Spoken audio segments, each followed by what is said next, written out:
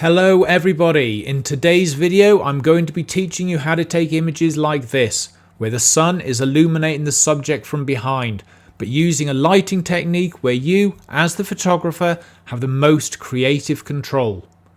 As a National Geographic photographer and a Nikon Europe ambassador, I've travelled the world for 25 years, photographing in every lighting condition imaginable, and here I'm going to be sharing my top tips.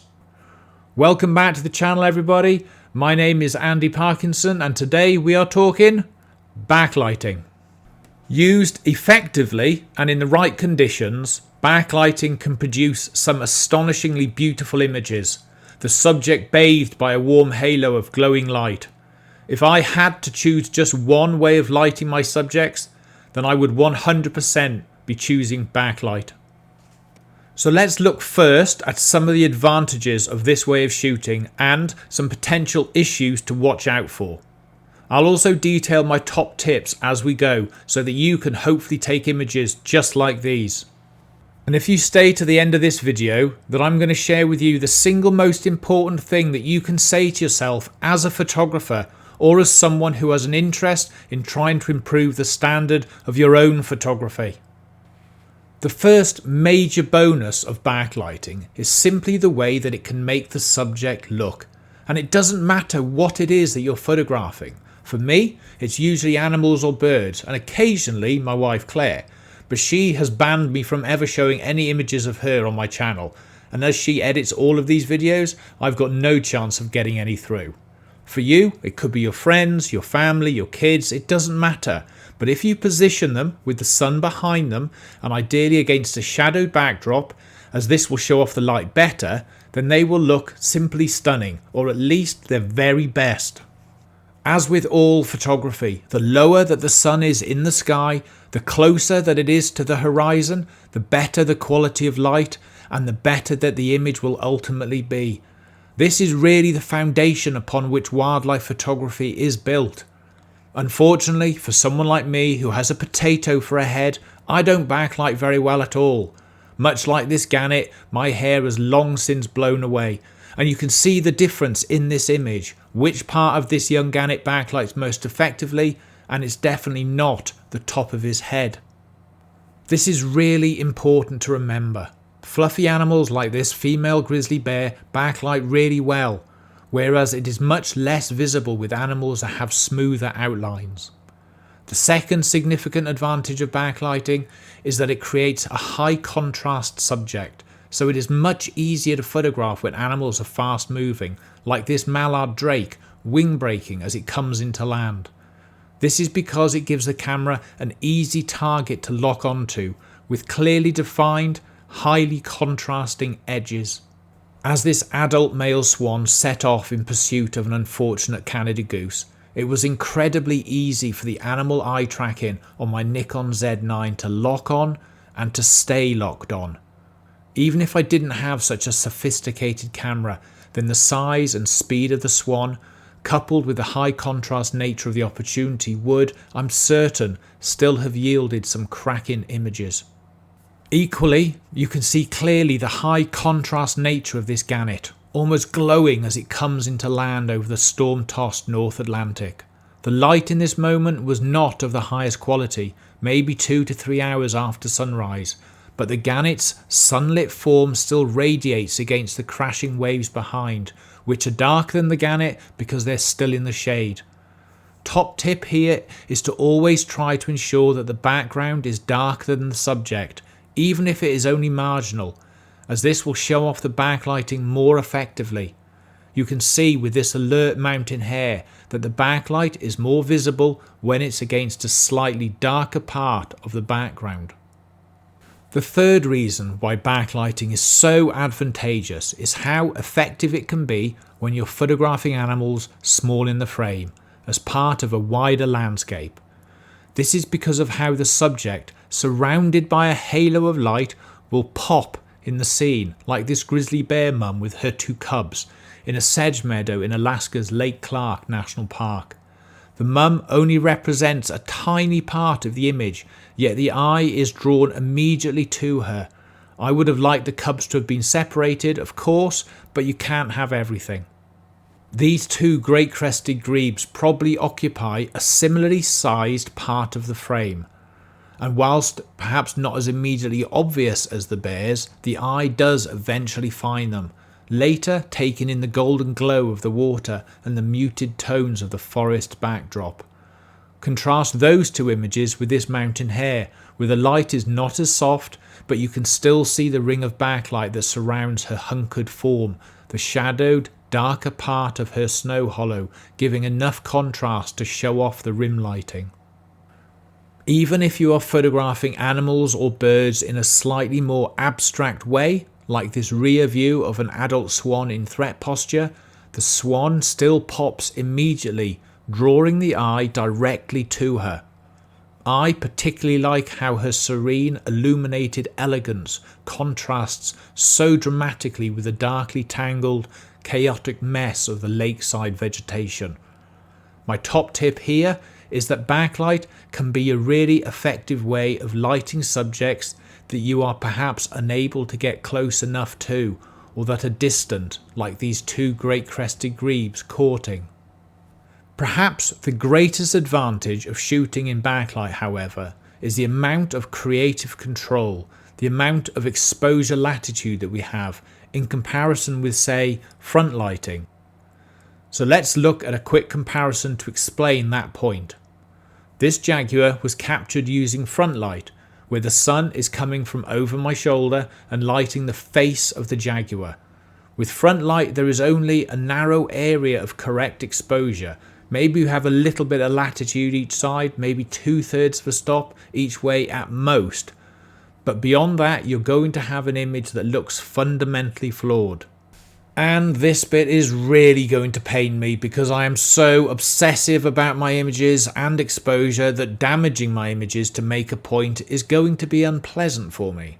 This clumsy photoshopped rendition shows what the jaguar would look like if I'd left the shutter open a fraction too long, thereby overexposing it, washing out the warm colours of the dawn light.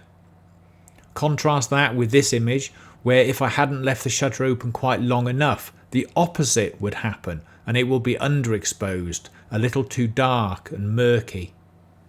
In total then, with front light, I'd estimate that we maybe have a maximum of 1 to 1.5 stops of light in terms of the latitude. That is the exposure range that you can use where the image will look acceptable. So if the correct exposure for this adult fox required a shutter speed of say 1/500th of a second, then I could reasonably shoot Mr. Fox at either 1/400th of a second, thereby overexposing him just a little bit, or I could maybe shoot him at 1/640th of a second, thereby underexposing him a little bit. In backlight, however, I estimate that we have at least 4 stops of exposure latitude, 4 times as much as with front lighting, and this gives us, as the photographer, so much more creative freedom with how we choose to render a scene. To illustrate that point, I'm going to use this image of a yellow baboon mother and her infant that I photographed a few years ago in Zambia. As is so often the case, the backlighting of this scene could have been interpreted in myriad different ways. The way that I chose to photograph it, this way, reflected my desire to always try to show off the natural world as beautifully as I possibly can. Others might have chosen to shoot it a little bit darker with a faster shutter speed like this, but for me, I'm often willing to compromise a little bit of detail in the highlights in order to reveal the beauty of the animal. In this moment, I wanted to convey the maternal relationship between infant and mother, and as I was shooting slightly downwards from a safari vehicle, I did all that I could with my 600mm f4 lens to try and create as much separation as I could between subject and background. As such, I photographed with the aperture wide open at f4, minimizing the depth of field and focusing as much attention on the baboons as I possibly could. Again, other photographers might have chosen to shoot it even darker, like this, with an even faster shutter speed, or even like this, maybe even going darker still. Theoretically, as long as you can still see the glowing outline of the baboons, then your creative possibilities continue. It's just up to you, to your tastes. So which of these 4 baboon images do you favour the most? Please let me know in the comments below. This is how you begin to define your tastes, your preferences, your vision, and how you might choose to shoot in the same circumstance. So this is my top tip here. You need to explore, to examine what your personal preferences are, as this way you'll begin to develop your own unique creative style. Of course, these varying results can be achieved later in Photoshop or Lightroom, but I will always encourage you to try and get it right in camera first. But processing images in different ways can be an interesting learning exercise, and so it is well worth doing. For me personally, I don't like to casually reduce animals to mere shapes, silhouetted forms devoid of character or personality. There are of course occasional situations where I have done this, and we'll come to those images shortly. For now, I just want to quickly detail the 5th and final benefit of backlight that I want to mention today, and that is the beauty of the images that can be produced when you shoot with a slow shutter speed. Now you'll notice that the images that I show in this section here are all of familiar local subjects like swans, mallards and gulls. This is because this high risk, high reward form of photography is best practiced locally at first, where you're more likely to be able to invest time again and again to refine and learn your technique and to explore the creative possibilities. With a slow shutter speed, all manner of amazing images, shapes, textures and patterns can be created. None of them are that easy to predict, so again, enjoy the creative process of exploring. Just remember that any motion from the animal or bird will effectively be painting light onto your image. Each wing beat, a brush stroke on the canvas of what you're trying to create. My top tip is to work with a shutter speed in the region of 1/10 to 1/20 of a second, depending of course on 3 important variables. That is, the speed of movement of your subject, your distance from the subject, and the focal length of the lens that you are using. And yes, there's a tutorial on this way of shooting coming up in future weeks. So how can you take images like these? Well, first of all, I want you to get out and start exploring your local area. Wherever you live in the world, there will be animals, birds or insects close to you that you can find easily and that are present throughout the year. It is with these familiar species that you should spend the most amount of time exploring, learning and practicing your skills. Almost all of what I've learnt about light has been learnt with my local swans and ever present on lakes close to where I live. It is these birds that I have studied obsessively, noticing the subtle differences in how the fall of light illuminates them and at exactly what angle, determining what works and more importantly what doesn't. As I mentioned previously, backlighting is best revealed against a shadowed backdrop, or at least a backdrop that is darker than your subject, so try to position yourself carefully. With this mountain hare digging in the snow, I had to reposition slowly so that I could frame her against a bank of snow that was in shade.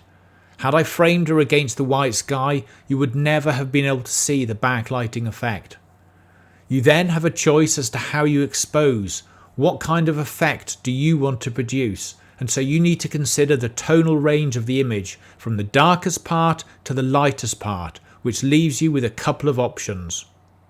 First is to expose for the brightest part of the image, the highlights, which is what I did with this fox, though I didn't feel that in this situation I had much choice. The woodland floor that he was standing on was a mess of cluttered twigs and vegetation that would have detracted enormously from the image had it been visible. By exposing for the brightest part of the image and allowing the shadowed area to fall into dramatic underexposure, I was able to concentrate the image around his penetrating eye. The important lesson here is, if it adds to the image, then include it. But if it detracts, then either try to exclude it entirely or at least minimize its influence or effect. The next option would be to expose for the subject, which for this badger was actually 125th of a second at f3.2 ISO 320. By exposing for the subject and not for the highlights, you can see that the highlights have become overexposed, they've blown. This means that the detail in them is irretrievably lost. This is not an issue per se, just a consequence of my desire to reveal the face of the badger, and also of the suboptimal light that the badger appeared in, which I obviously had no control over. Like all wildlife, badgers do what badgers do. Had I wished to have protected the detail in those highlights, I would have had to use a much faster shutter speed, maybe 1,000th of a second. In doing this, however, the badger would have appeared much darker and underexposed in the image, and so this was a conscious choice to compromise on the loss of those highlights. And this image right here is a vitally important comparison to illustrate the importance of the quality of the light when it comes to backlighting. This second badger image, taken much later on and in much softer, warmer light, has a much narrower tonal range, the camera able to retain all of the detail in the badger and in the highlights. As always, the quality of light in which we strive to work is of paramount importance. And so this is another important point. Our eyes can see detail in light and shadow simultaneously. The sensor of a camera cannot. So we can exploit this shortcoming to our advantage, which is what I did here in this image of some cygnets. In reality, this scene looked nothing like this in the moment, but by understanding light and by framing the cygnets carefully against a distant, shadowed forest, I knew that the result would be dramatic. The exposure that I used for these sunlit cygnets was 1/500th of a second at f20 ISO 800. Quick point. I shot this at f20, closing the aperture right down and massively increasing the depth of field because there was no consequence, just advantage. I wanted to guarantee that all of the cygnets were in focus, even the ones passing behind. And as I knew that the massively underexposed background was going to be rendered a deep, rich black, I knew that I was not bringing any background distractions into focus. The same principle is at play here, but this image is interesting because it shows the distinct difference between how the sleek, refined plumage of an adult swan contrasts with the fluffy, downy plumage of a cygnet. But remember, when working in backlight, we are frequently pointing our lenses towards the sun, and so we must find some way to shade our lenses and our eyes from the sun's glare.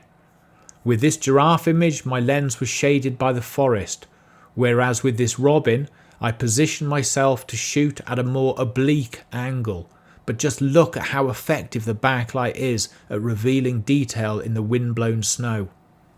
So you need to get out there and get exploring, because you never know what opportunities you might find or what images you might produce. So coming back to the promise that I made at the beginning of this video, what is the single most important thing that you can say to yourself as a photographer or as someone who is looking to improve the standard of their own photography? For me, it is relentlessly asking myself the question, what can I do to improve this image, this opportunity? It could be as simple as a slight change in the perspective or vantage point. Maybe the quality of light is holding the opportunity back, or maybe the background is cluttered and messy. If I have one strength with my own photography, then it is my ability to see the flaws in my images, to recognize them, and most importantly, working out how I can correct them. And so routinely asking yourself this question, looking all around the image, paying attention to all of its strengths and noting any of its weaknesses. Do that, and I guarantee you, your photography will improve. Thank you so much for watching. Please do let me know your thoughts and your ideas in the comments below, and hopefully I'll see you on the next one. Bye for now.